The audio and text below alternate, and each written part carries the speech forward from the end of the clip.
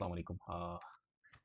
আজকে আমরা যেটা নিয়ে কথা বলব সেটা হচ্ছে ত্রিকোণমিতিক কোণের অনুপাত বা অনেক সময় বইতে লেখা থাকে সংযুক্ত কোণের ত্রিকোণমিতিক অনুপাত এরকম একটা ব্যাপার। তো আমি সংক্ষেপে লিখছি। এটা হচ্ছে ৭ম অধ্যায়, আ ১ম পত্রের।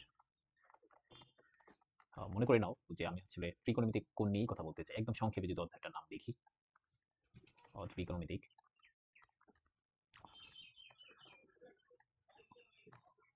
কোণ। জাস্ট এটা নিয়ে আমি জাস্ট কথা বলছি আজকে। ত্রিকোণমিতিক কোণ। হ্যাঁ, এটা হচ্ছে আমাদের আজকের আলোচ্য বিষয়। অর্থাৎ এই ৭ম অধ্যায়ের পুরো আলোচনাটা ত্রিকোণমিতিক কোণ নিয়ে। তো স্বাভাবিকভাবেই প্রশ্ন হতে পারে কোণ তাহলে কত ধরনের? তো আমরা ছোটকালে যেভাবে পড়ে আসছি আমি একটু বলে দিচ্ছি। আজকে আমাদের ক্লাসটা একদম বেসিক হবে। তো আমরা একটা অ্যাঙ্গেল বা কোণ, সেটা সেটা হতে পারে তোমার ২ ধরনের। আবার বলছি, আ অ্যাঙ্গেল বা কোণ সেটা ২ ধরনের হতে পারে। তো সেটা ২ ধরনের কি হতে পারে? আমরা একটু ভিন্ন কালে নিয়ে আসি। তো সব একসাথে কিরকম দেখা যাচ্ছে এটা একটু সরাই নিতে চাই। ওকে। আ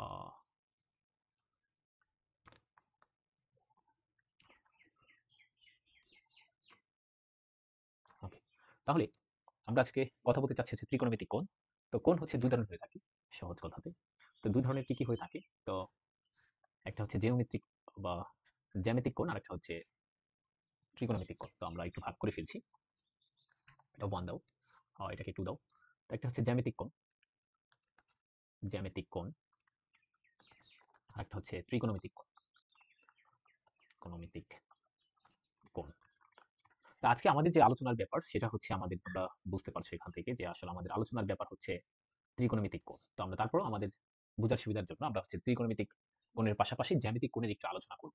আমি আবার বলছি, আমাদের এই যে পুরো ৭ম অধ্যায় সেটা হচ্ছে ত্রিকোণমিতিক কোণ নিয়ে আলোচনা। তারপর আমরা হচ্ছে জ্যামিতিক কোণের কিছু ব্যাপার-স্যাপার সম্পর্কে একটু জানতে চাই। তো সেই জানতে চাওয়া থেকেই এখানে একটা ব্যাপার, যে জিওমেট্রিক কোণ আসলে আমরা যতদিন পর্যন্ত ত্রিকোণমিতি পড়ি নাই, অর্থাৎ তুমি যদি মনে করে নাও যে তোমার আসলে ছোট 1 থেকে শুরু করে, এখান থেকে আমি লিখে দিচ্ছি যে আমরা আসলে জ্যামিতিক কোণটা শিখছি ছোটকাল থেকে, অর্থাৎ 1 থেকে শুরু করে তুমি যদি মনে করো ৮ম শ্রেণী পর্যন্ত। আমি জানি না ত্রিকোণমিতি কোন ক্লাস আছে এখন আবার। ধরো ৮ম শ্রেণী, ৯ম শ্রেণীতে ত্রিকোণমিতি আছে।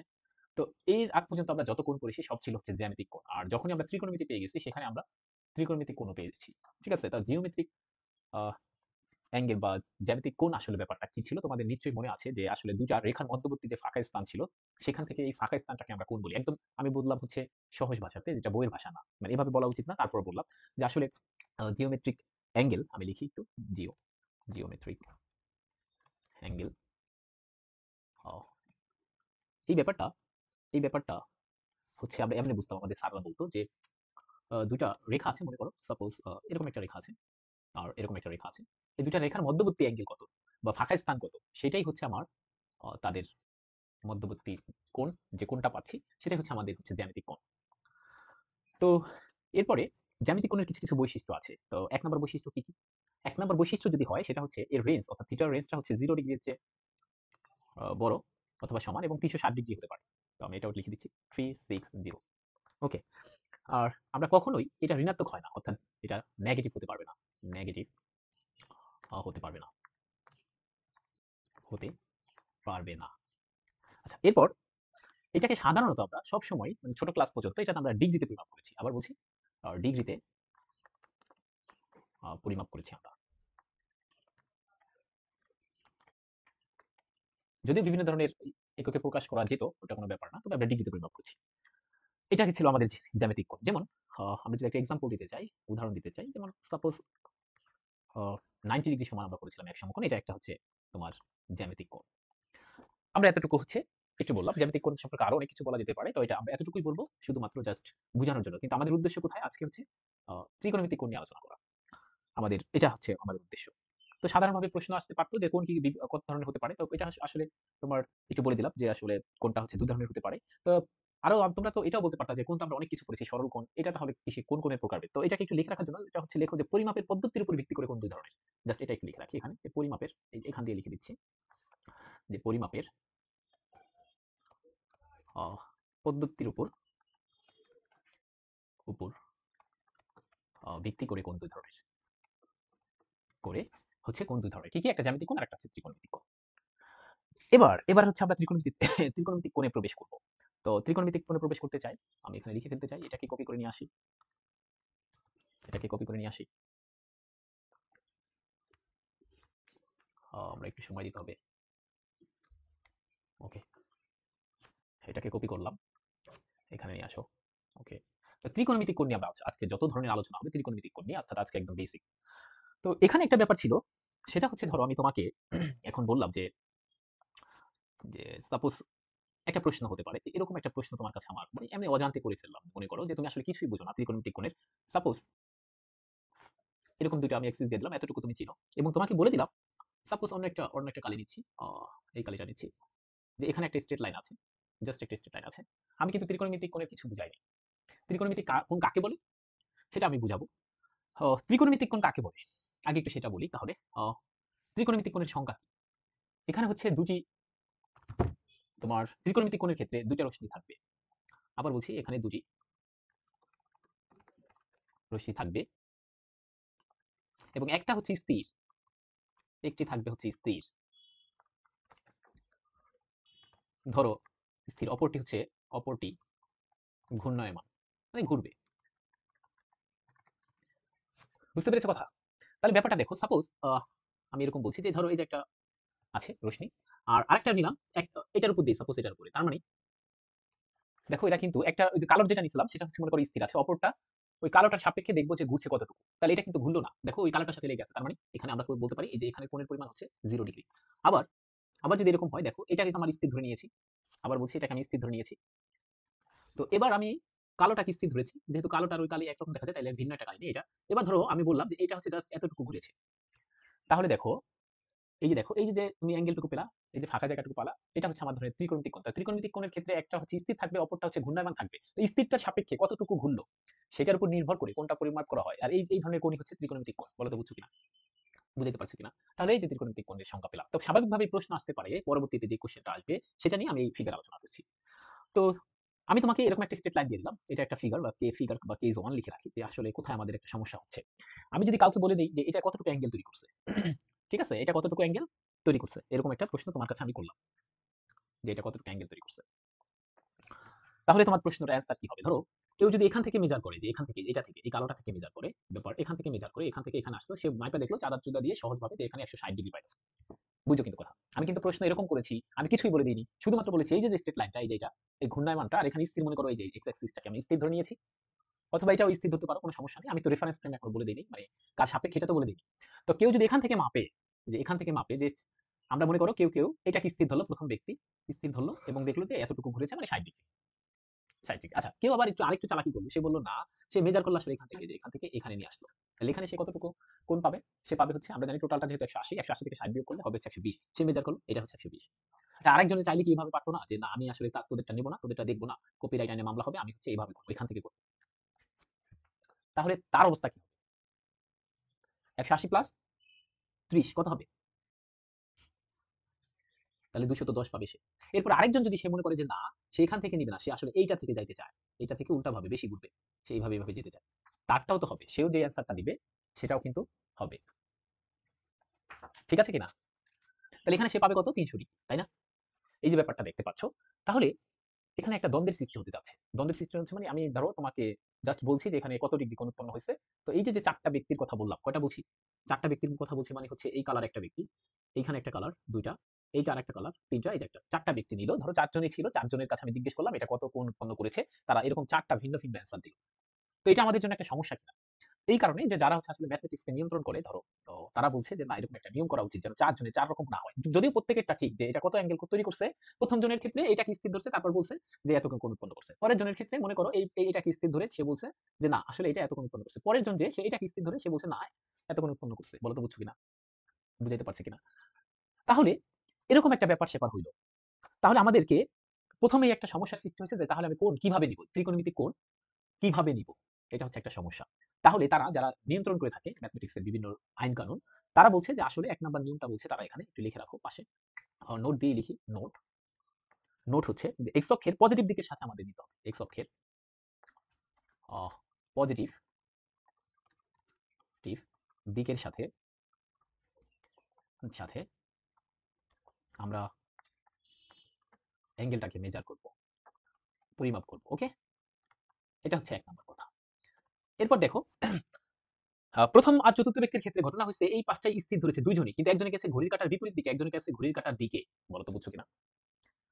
আবার বলছি, একজনে গেছে, এই যে দেখো এটাই কিন্তু প্রথম প্রথম ব্যক্তির কালারটা কিন্তু এই কালার, আমি কালারের নাম জানি না, এখান থেকে এটা সে ঘড়ি কাঁটার বিপরীত দিকে গেছে, দেখো এখান থেকে এটা ঘড়ি কাঁটার বিপরীত দিকে না, ঘড়ি যেভাবে চলে তার কাঁটার বিপরীত দিকে গেছে। আর এই ব্যক্তি একই ব্যাপারটাকে স্থির ধরেছে, কিন্তু আসলে সে ঘড়ির কাঁটার দিকে গেছে। দুজনে ভিন্ন রকম পাইছে, তার আমি কোনটা নিব? বলছে তুমি যেটাই নাও না কেন, এটা 1 নাম্বার নোট দিলাম।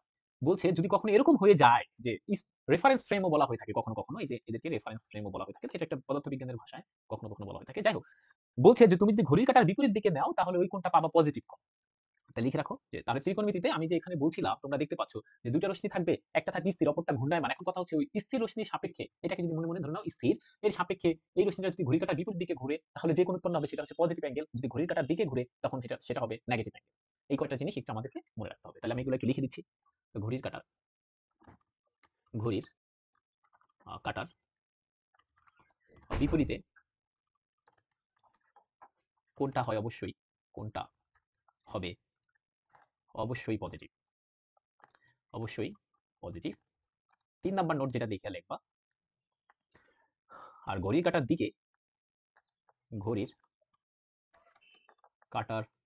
দিকে কোনটা হবে, কোনটা হবে অবশ্যই নেগেটিভ। এতটুকু আমাকে জানতে হবে। এটাই হচ্ছে ত্রিকোণমিতিক কোণ এবং জ্যামিতিক কোণের মধ্যে কিছু বেসিক পার্থক্য। ঠিক আছে? এবার তুমি যদি বলো যে না কিছু বৈশিষ্ট্য বলেন আপনি আমাকে, আমি তো এগুলা বিশ্বাস করছি না, আপনি কিছু বৈশিষ্ট্য বলেন। যে এটার যেমন কিছু কিছু বৈশিষ্ট্য আছে, দেখতে পাচ্ছ এই যে এখানে জিওমেট্রিক অ্যাঙ্গেলের কিছু বৈশিষ্ট্য আছে, আপনি কি এটার কিছু বৈশিষ্ট্য বলতে পারবেন? হ্যাঁ, আমরা বলতেই পারি। কিছু কিছু বৈশিষ্ট্য আমরা এখানে লিখে ফেলি। তো এটা প্রপার্টিজ, কিছু কিছু বৈশিষ্ট্য আমি লিখছি, বা বৈশিষ্ট্য কি কি কি কি আছে আমরা একটু পড়ি। এক নাম্বার এক নাম্বার কাজ হচ্ছে, 1 নাম্বার যে বৈশিষ্ট্য সেটা একটু এখানে লিখি। তোমাদের এখানে একটা ব্যাপার দেখতে পাচ্ছ যে এখানে আসলে থিটার রেঞ্জ ছিল।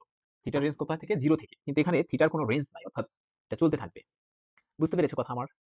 এখানে থিটা এর কোনো ধরনের রেঞ্জ থাকবে না। অর্থাৎ তুমি যত দেখো, তুমি কিন্তু চাইলে দেখবা 720 ডিগ্রি নিয়ে কাজ করেছো 19 এ, দেখছো না?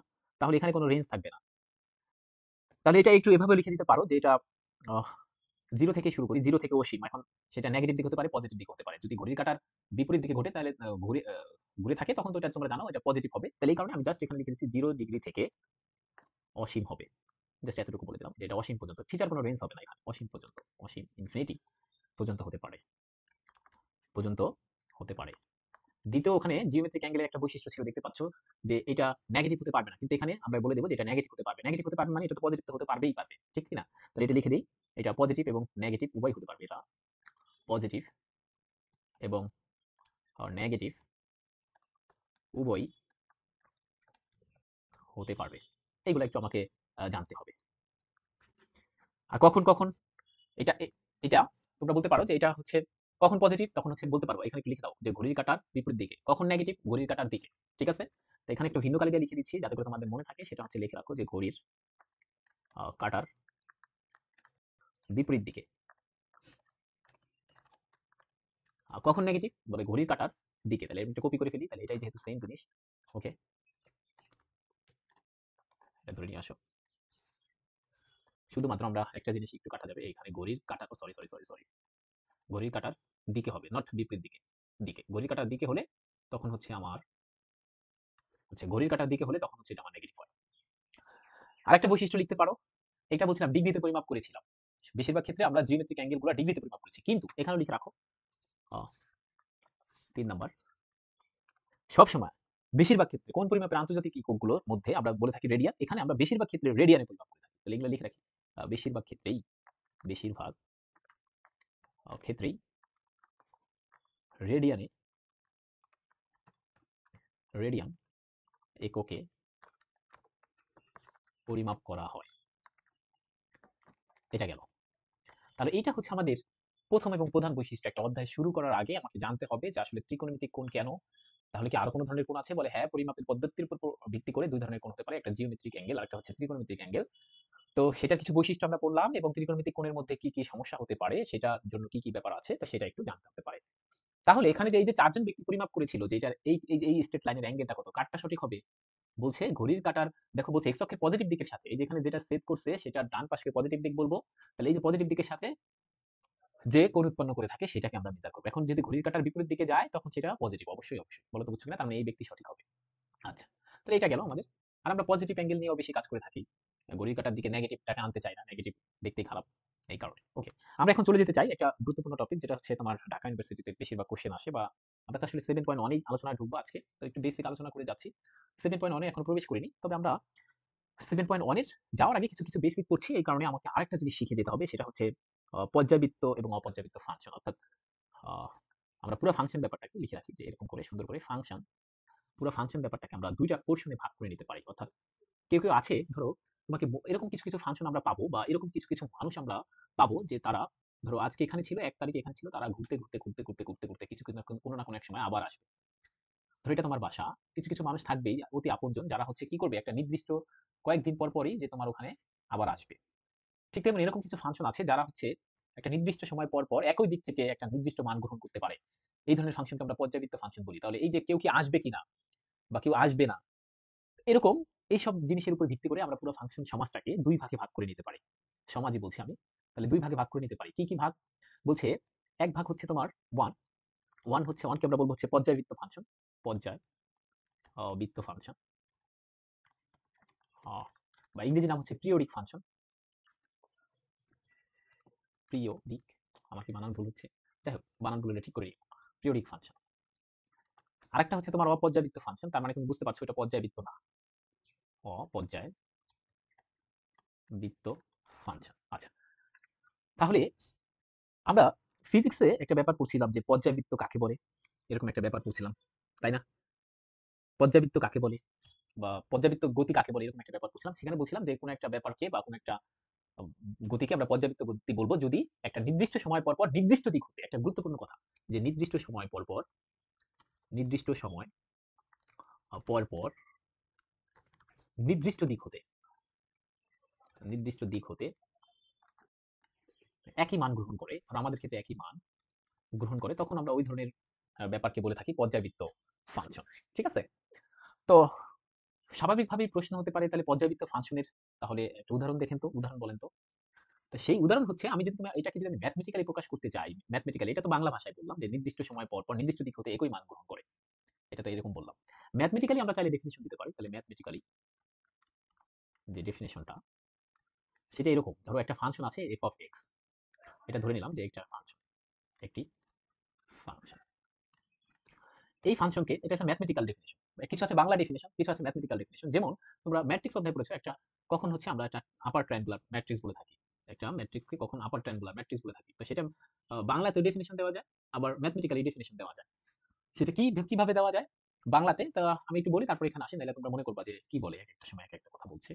এটা হচ্ছে আমাদের, বারবার বলছি এটা বাংলা, যেটা স্টার দিলাম। যেমন আমরা বলি যে আপার ট্রায়াঙ্গুলার ম্যাট্রিক্সের শর্ত হচ্ছে এরকম যে প্রধান কর্ণ, ধরো এখানে প্রধান কর্ণ আছে, প্রধান কর্ণের নিচের এলিমেন্ট গুলো যা আছে সেগুলো আসলে তোমার জিরো হবে, এরকম একটা ব্যাপার আমরা পড়তাম, তাই না? বলো তো বুঝছো কিনা। তবে এটার ম্যাথমেটিক্যাল ডেফিনেশন আছে, আমরা এমনি দিতাম, সেটা হচ্ছে এখানে দেখো, আমরা যদি এরকম সুন্দর করে লিখতাম a11 a12 a13 a21 a22 a23, এখানে a31 a32 a33, এরকম একটা ব্যাপার থাকে। তাহলে দেখো এটাকে যদি আমি এরকম একটু ক্রস দিয়ে রাখি, তাহলে প্রধান কর্ণের নিচে এখানে কি ঘটনাগুলো ঘটছে দেখো তো। এখানে i এর মান, প্রথমটাতে i এর মান হচ্ছে 2, j এর মান হচ্ছে 1। তাহলে এখানে আমরা দেখতে পাচ্ছি এর পরেরটাতে কত, i এর মান হচ্ছে 3, j এর মান হচ্ছে 1। তার মানে দেখতে পাচ্ছ এখানে i বড় হচ্ছে, এই যে নিচের এই তিনটাতে i বড় হচ্ছে। তখন আমরা ম্যাথমেটিক্যাল ডেফিনিশন দিতাম যে একটা matrix A equals to i, এইরকম আকারে আছে তার এলিমেন্ট গুলা, তখন এই ম্যাট্রিক্সটাকে আমরা বলতাম একটা আপার ট্রায়াঙ্গুলার ম্যাট্রিক্স। কখন? হোয়েন এই ঘটনা ঘটতো কি, a i j equals to 0, যখন কখন কখন এটা, যখন হচ্ছে i ইজ গ্রেটার দেন হচ্ছে তোমার এটা i লিখছি, i is greater than j। অর্থাৎ যেখানে যেখানে দেখতে পাবো যে এই যে এই মুক্তিগুলা এখানে দেখতে পাচ্ছ, এখানে সারির হচ্ছে মান 2, কলামের মান হচ্ছে 1। যেই সারিতে আমরা যায়া দেখবো, যে যেই এলিমেন্টটাতে যায়া দেখবো যেখানে যে তোমার সারি হচ্ছে বড়, এখানে সারির বড়, এই এলিমেন্টটাতে কলাম ছোট, এখানে দেখো সারি বড় কলাম ছোট, এখানে এই এলিমেন্টগুলো হচ্ছে মুক্তিগুলো কি হবে, শূন্য হবে, তখন তাদেরকে আমরা বলবো হচ্ছে একটা আপার ট্রায়াঙ্গুলার ম্যাট্রিক্স। এটা কিন্তু ম্যাথমেটিক্যাল ডেফিনিশন, এটা সুন্দর করে দেওয়া। কিন্তু তুমি যে প্রথম যেটা বলছিলা প্রধান কর্ণ ব্যতীত অবশিষ্ট মুক্তিগুলো, মানে প্রধান কর্ণের নিচের মুক্তিগুলো হচ্ছে শূন্য হবে, তখন হচ্ছে আমরা বলি ওইটা একটা কি হবে, ওইটা একটা বাংলা ডেফিনিশন হবে। ঠিক আছে? তাহলে এভাবে, তাহলে তুমি যদি পর্যাবৃত্ত ফাংশন কি বা গতি কি এগুলোর ডেফিনিশন দাও, তখন কিন্তু ওইটা হচ্ছে এভাবে যে নির্দিষ্ট সময় পর পর নির্দিষ্ট দিক থেকে একই মান গ্রহণ করবে। কিন্তু আমি যদি ম্যাথমেটিক্যালি ডেফিনিশন দিতে চাই তখন আমি কিভাবে দিব বলছেন, তখন সেটা বলতেছি। হ্যাঁ, তাহলে ম্যাথমেটিক্যালিও ডেফিনিশন দেওয়া যেতে পারে। এই যে ম্যাথমেটিক্যাল ডেফিনিশনটা আমরা এখন শিখতে চাই। তাহলে কিভাবে হতে পারে সেটা একটু দেখতে চাই। যে একটা ফাংশন আছে, এই এফ অফ এক্স নামক ফাংশনকে নামক ফাংশনকে ফাংশনকে আমরা পর্যায়বৃত্ত ফাংশন বলবো। পর্যায়বৃত্ত ফাংশন বলবো যদি যদি এখানে F of x plus T equals to F of x হয়। বুঝতে পারছো কিনা ব্যাপারটা? দেখো আমি আসলে কি করছি, এফ অফ এক্স একটা ফাংশন, তো সেখানে নিশ্চয়ই এখানে কোনো এক্স যুক্ত একটা কিছু থাকবে। তারপর তুমি হচ্ছে এখানে বসাবা, এই এক্স এর জায়গা হচ্ছে এক্স প্লাস টি বসাইয়া তুমি যদি দেখো এখানে পূর্বের ফাংশনটাই ফিরে আসে, তখন আমরা এই ফাংশনটা এফ অফ এক্স কে আমরা বলবো পর্যায়বৃত্ত ফাংশন, এবং এই টি কে বলবো আমরা এবং টি কে বলবো আমরা পর্যায় বা ইংরেজিতে পিরিয়ড। বলো তো বুঝছো কিনা? একটা উদাহরণ দিই তাহলে বুঝতে পারবা ম্যাথমেটিক্যাল ডেফিনিশন দিয়ে। যেমন যেমন করে মনে করো যে আমি sin x, একটা ধরো আমি আমার এই যে এটার ম্যাথমেটিক্যাল ডেফিনিশনটা উদাহরণ দিচ্ছি। সাপোজ f of x সমান আছে আমার sin x, এটা ধরে নিয়েছি। এখন দেখো তো আমি এরকম কিছু করতে চাই যে f of ax প্লাস 2π, এটা আমি তো জানি কারণ আমরা করতে করতে মুখস্থ হয়ে গেছে। তোমার ফিল করতে হবে যে এখানে x প্লাস কি দিলে, এখানে একটা কি বক্স দিলে সেটা সেটা হচ্ছে sin x ই থাকবে। তুমি একটু ফিল করো তো, দেখো তো আমি যদি এভাবে যাই, আমি যদি এখানে 2π দিই, ধরো সাপোজ হচ্ছে আমি হচ্ছে 2π দিলাম এখান থেকে, এই এটা, তাহলে কত আসলো 2π দিলে কি আসবে তুমি বলো?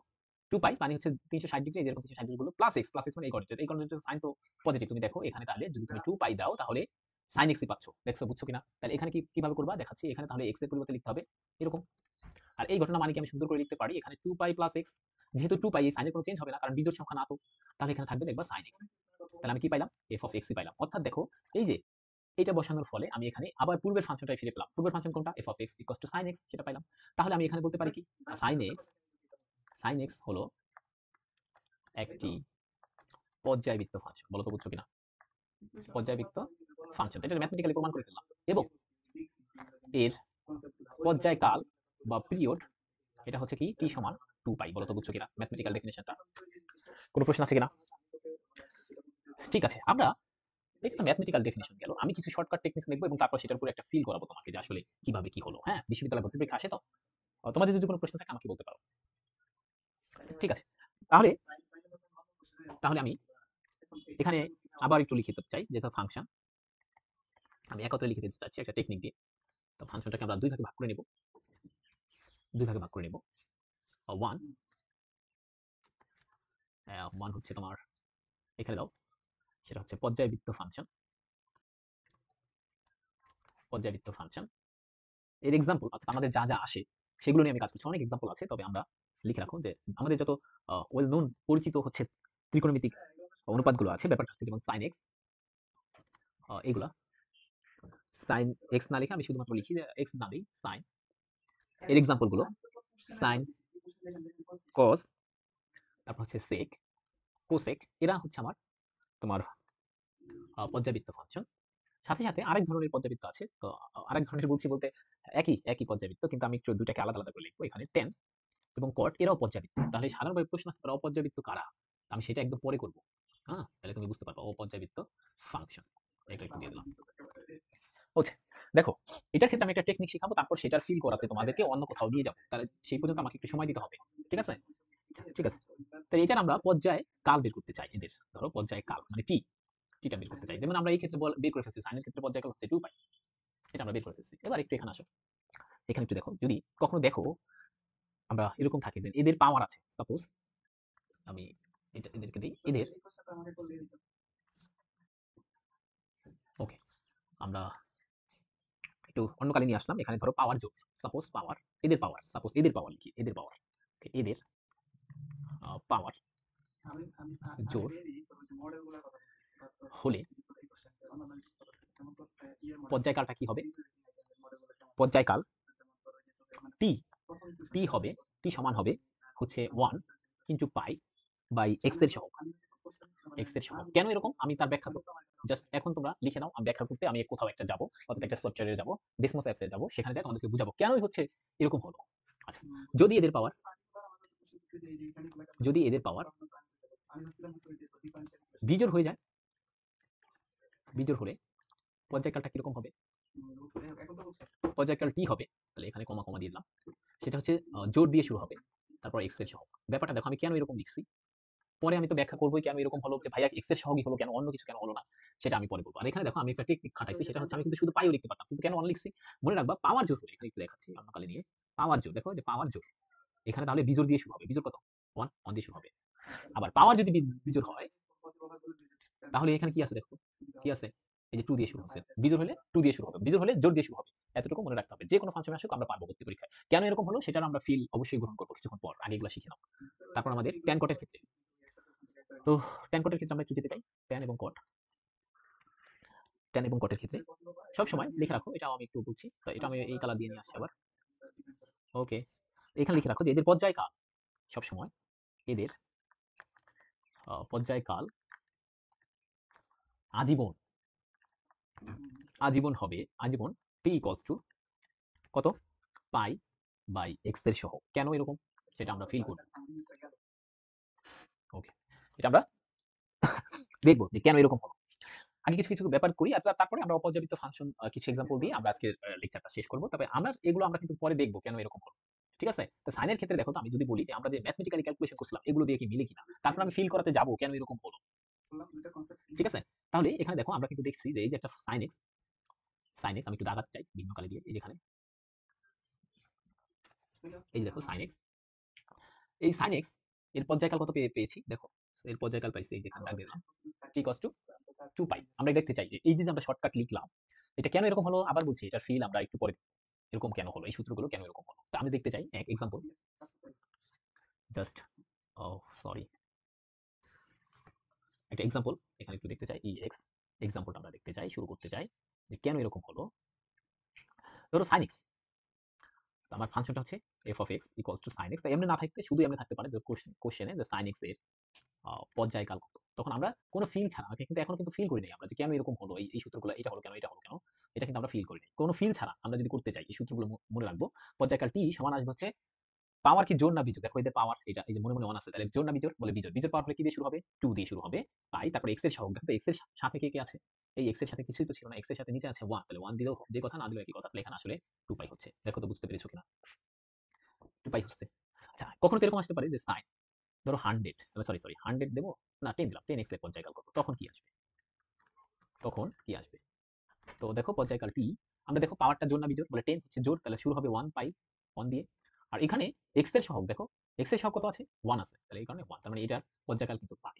কখনো কখনো এরকম হতে পারে যেমন সাইন 3x এর পর্যায়কাল কত, তাহলে টি সমান হচ্ছে, আমরা কি বলছি দেখো এখানে পাওয়ার আছে কত 1, মানে বিজোড় শুরু হবে 2 পাই দিয়ে, তারপর এক্স এর সহগ, এবার এক্স এর সহগ কত, বলে এক্স এর সহগ হচ্ছে 3, তাহলে 3, তাই এবার এটার পর্যায়কাল হচ্ছে 2 পাই বাই 3, বলো তো বুঝছো কিনা, ঠিক আছে কিনা?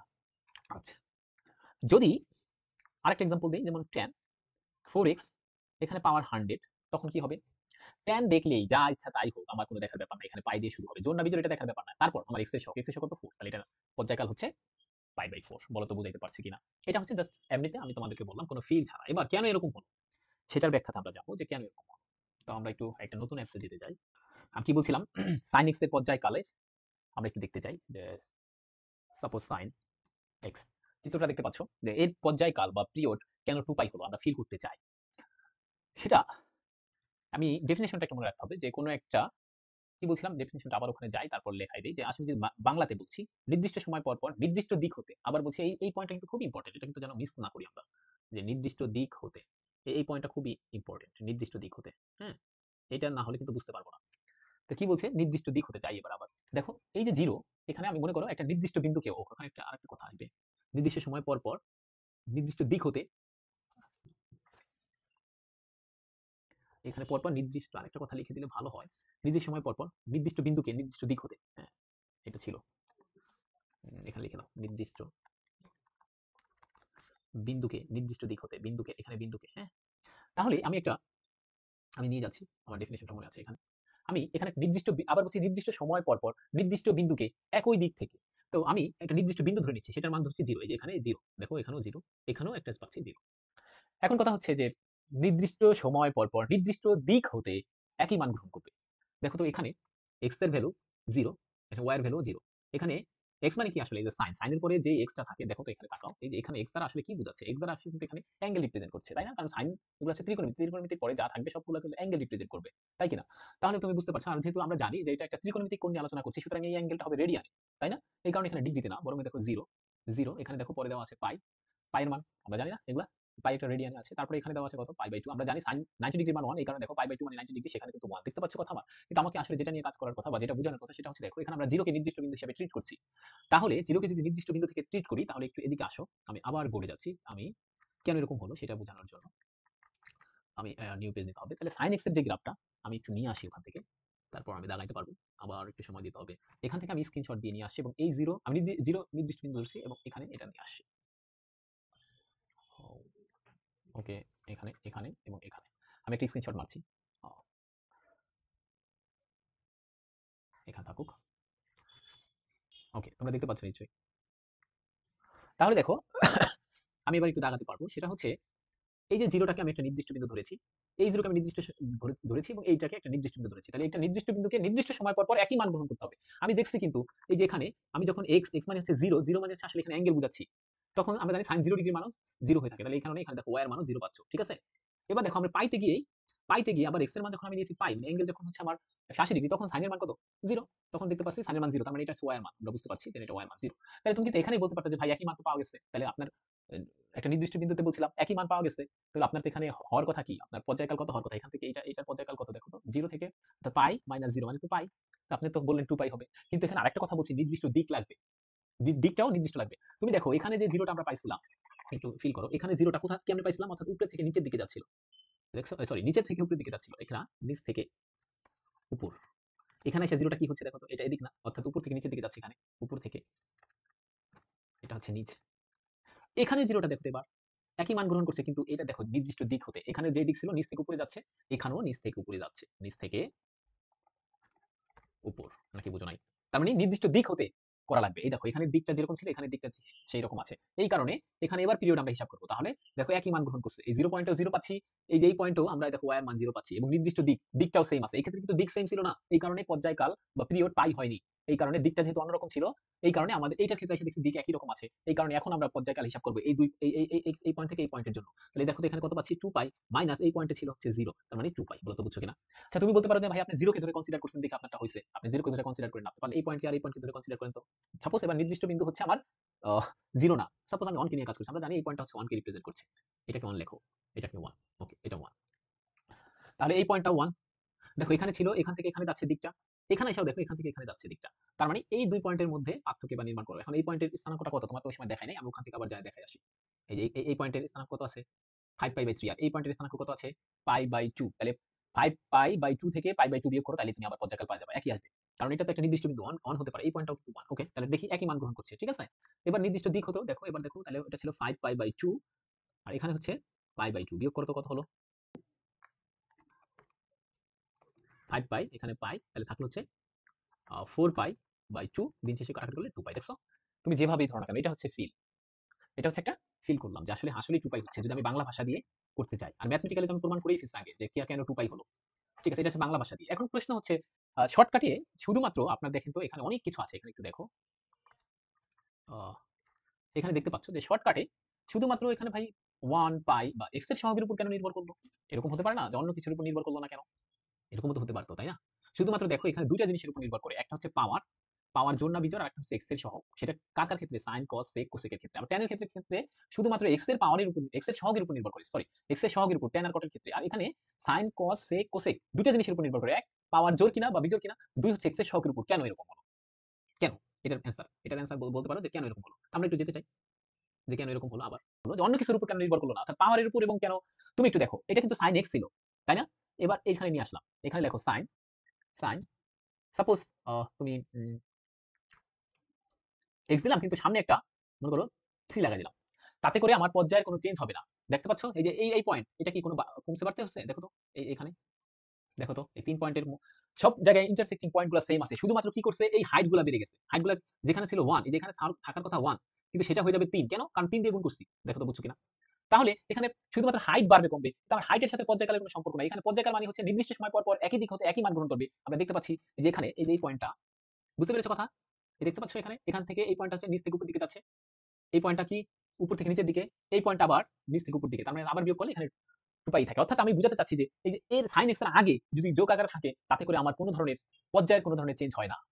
নাকি বুঝো নাই? সাপোজ শুধুমাত্র sin sin 3x করে দিতা, মানে x এর সাথে কোফিসিয়েন্ট দেখো তো তখন কি হইতো? তুমি দেখো। দেখছো? এই যে এর মধ্যে কতবার ইন্টারসেক্টিং করে ফেলছে। এটার মধ্যে এই যে একটা, এই যে একটা, এই যে একটা। বলো তো বুঝছো কিনা? তাহলে এই ক্ষেত্রে পর্যায়কাল হওয়ার কথা আমাদের কত? sin 3x এর ক্ষেত্রে পর্যায়কাল কত হওয়ার কথা? 2π/3। দেখো তো এবার 2π/3 হবে। এখান থেকে এটা। কেন হইল? কেন 2π/3 হলো? কারণ আমি যদি 0 টাকে নির্দিষ্ট বিন্দু হিসেবে ধরি, দেখো এখান থেকে 0 কোন দিকে যাচ্ছে? কালার কিন্তু এটা, এই যে এটা গ্রিন কালার। এখানে দেখো, এখানে দিকটা হচ্ছে উপর থেকে নিচ থেকে উপরের দিকে। এখানে আইসাও এই যে 2/3 তে এখানে দেখো এই যে এখানের দিকটাও কিন্তু নিচ থেকে উপরের দিকে। তুমি দেখো এই যে নিচ থেকে উপরের দিকে। এটা কেন হলো না? এখানেও তো 0 পাইছি, এখানেও তো 0 পাইছি। কেন π/3 হলো না? কারণ হচ্ছে এটা দেখো, এটার দিকটা কোথায়? এটা হচ্ছে উপর থেকে নিচের দিকে। কিন্তু আমার লাগবে কি? এই নির্দিষ্ট দেখো এখানে নিচ থেকে উপরের দিকে। তাহলে এখানে এসে দেখো এই কারণে π/3 হচ্ছে এটার পিরিয়ড। বলো তো বুঝছো কিনা? কেন এগুলোর উপর নির্ভর করো দেখছো? বুঝতে পেরেছো? কিন্তু তুমি যদি সামনে বা এক্স এর সাথে কোনো কিছু যোগ বিয়োগ করে দাও, তাতে করে পর্যায়ের কোনো ধরনের চেঞ্জ হবে না। কি হবে? শুধুমাত্র একটু এই যে এটার উপরে বা নিচে যাবে, আর কিছু না। বুঝাইতে পারছি? এই কারণে তোমার হচ্ছে শুধুমাত্র এই যে সহগের উপর সহগ থাকলে কেন চেঞ্জ হয়, বুঝতে পেরেছো? আচ্ছা, তুমি যদি পাওয়ার করে দিতে এবার, তাইলেও চেঞ্জ হতো। কেন? দেখো এবার যদি দেখো সাইন সাইন, এবার দেখো স্কয়ার 2 দিলাম, আর হচ্ছে এক্স। এবার দেখো এবারও কিন্তু তোমার এটা ভিন্ন কালার। আমি যদি সব বাদ দিয়ে দিই, লালটা বাদ দিয়ে দিই, তখন দেখো এবার দেখো এই যে তোমার 0 পয়েন্টটা, এটার ক্ষেত্রে কি হওয়ার কথা? যদি দিয়ে শুরু হচ্ছে 1 পাই, মানে পাই থাকবে এটার ক্ষেত্রে। দেখো এটা কেন পাই হবে?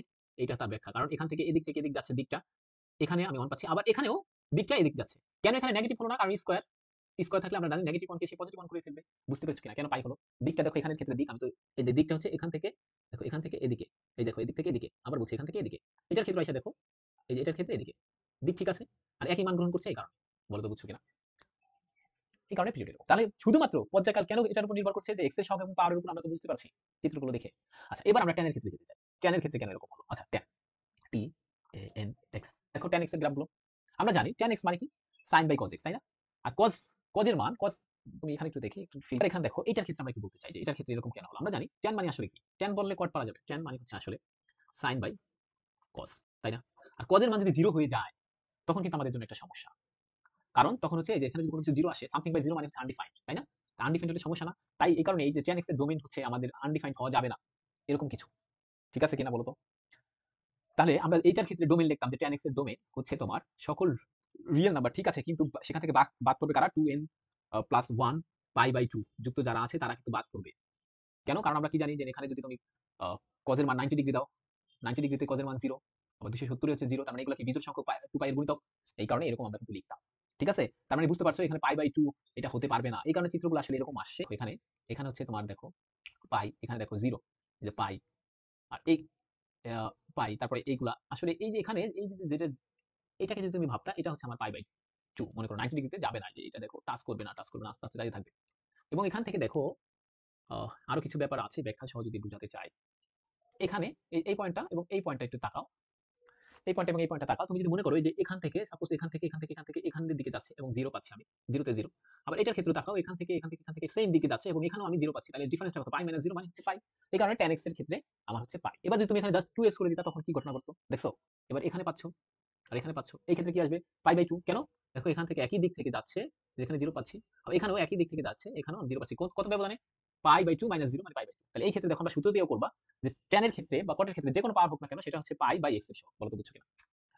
শেষ। এই কারণে। আর এই গ্রাফগুলো এটা আমাদের 19 এ পড়া উচিত ছিল tan x এর ক্ষেত্রে। ঠিক আছে? আচ্ছা। তো আজকে আমাদের হচ্ছে জাস্ট এই বেসিক গুলো আলোচনা করব। এখানে সাধারণভাবে প্রশ্ন আসতে পারে, তাহলে অপর্যায়বৃত্ত ফাংশন কি? তো আমি তার একটা যদি এক্সাম্পল দেই যে অপর্যায়বৃত্ত ফাংশন কি, তাহলে আজকে আমরা শেষ করতে পারি আজকের ক্লাসটা। এখানে দেখো অপর্যায়বৃত্ত ফাংশনের একটা গ্রাফ দিচ্ছি যে y equals to suppose x। তোমরা জানো এটার গ্রাফটা কি হবে। আমি এখানে দিচ্ছি। ওকে। এবার দেখো আমি যদি y ইকুয়ালস টু x এর গ্রাফ হচ্ছে মূল বিন্দুগামী সরলরেখার সমীকরণ। তুমি দেখো আমরা জানি এটা সবসময় জানি যে এখানে x এর মান যদি 1 হয়, তাহলে y এর মান এখানে 1। x এর মান যদি 2 হয়, y এর মান এখানে 2। x এর মান যদি -1 হয়, ওয়াই এর মান এখানে -1, এক্স এর মান যদি -2 হয়, ওয়াই এর মান এখানে -2। তুমি বলো তো আর কোন ভ্যালুর জন্য তুমি কি কোনোদিন পাবা? সাপোজ এক্স এর মান 1 এর জন্য কেবলমাত্র আমি ওয়াই এর মান 1 পাবো। আর কোন ভ্যালুর জন্য কি আমি, আর কোন এক্স কি আছে যার জন্য আমি ওয়াই সমান 1 পাবো? কোনোদিন পাবো না এই ফাংশনের ক্ষেত্রে। কোনোদিনও পাবা না। ঠিক আছে? এই কারণে এটাকে আমরা পর্যাবৃত্ত ফাংশন বলব না। পর্যাবৃত্ত মানে কি, যেমন ঘড়ির কাঁটার গতি, এটা পর্যাবৃত্ত গতি। কেন? কারণ দেখো আমরা এই যে এখানে ১২ টা বাজতেছে, ধরো এরকম, এরকম ঘুরতে আবার সে ১২ টা বাজবে কখনো না কখনো। তাই না? আবার সে এরকম যেতে থাকবে। আবার ৩৬৫ দিন দেখো পৃথিবী এভাবে ঘুরতেছে ৩৬৫ দিন পর এরকম একটা ব্যাপার আছে। এই কারণে এটা পর্যায়কাল। তার মানে যদি কোনো কিছু দেখো যে এরকম রিপিট ভ্যালু করছে না একই দিক থেকে, এটাও মনে রাখতে হবে কিন্তু। তখন ওই ফাংশনকে আমি বলতে পারব না যে ওইটা পর্যাবৃত্ত ফাংশন। তখন ওই ধরনের ফাংশনকে বলব অপর্যাবৃত্ত ফাংশন। ঠিক আছে? আর কোনো y এর আর কোনো ভ্যালুর জন্য, মানে x এর আর কোনো ভ্যালুর জন্য তুমি y এর মান 1 পাবা না। কোনদিনও পাবা না। এই কারণে এটা হচ্ছে তোমার অপর্যাবৃত্ত ফাংশন। বলো তো বুঝছো কিনা? তো আজকের ক্লাসটা একটু বেসিক ছিল এবং এই কারণে ওই চিত্রগুলো যারা আছে 9 থেকে চিত্র দেখতে ভয় পায় তারা হচ্ছে একটু মানে বোরিং ফিল করবে। তো এটাই আমাদের বেসিক ক্লাস। এরপর থেকে আমরা 7.1 এর যত টাইপ আছে সেই অঙ্কগুলো তোমাদের করে দিব। সেই পর্যন্ত ভালো থেকো। আল্লাহ হাফেজ।